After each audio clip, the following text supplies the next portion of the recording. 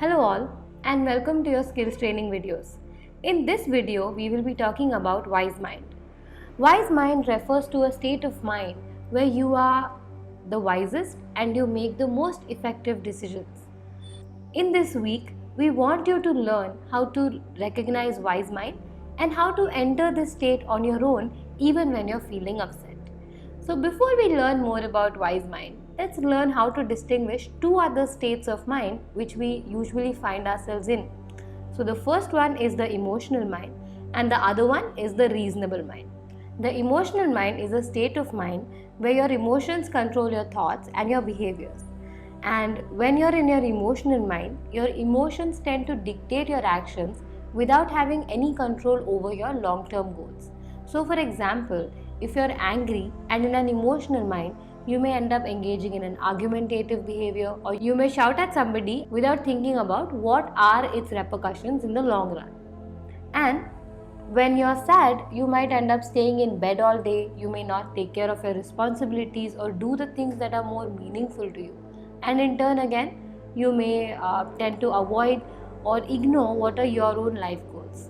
There tend to be certain vulnerabilities which tend to make you more susceptible to emotional mind, like physical illness or having a disturbed sleep schedule, being intoxicated, being tired, or even being sick.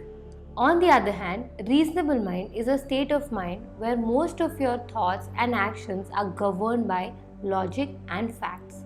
In reasonable mind, there tend to be logic and facts which tend to influence most of your responses. And these responses demand that things go in a certain way as per the facts as you think. Now, you may be thinking that reasonable mind actually seems like a sweet deal. It is something that you may want to do. However, there is a pitfall to that, because if you are not tuning into your emotions, you may tend to lose touch with your values or even empathy.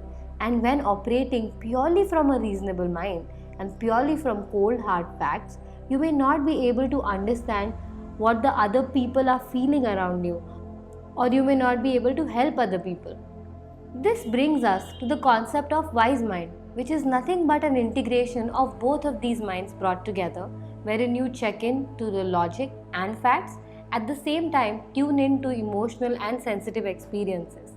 And by tuning into both of these elements, it is almost like an inner gut feeling that you check in with. And as with any new skill, for you to be able to find your wise mind, it will take a lot of practice.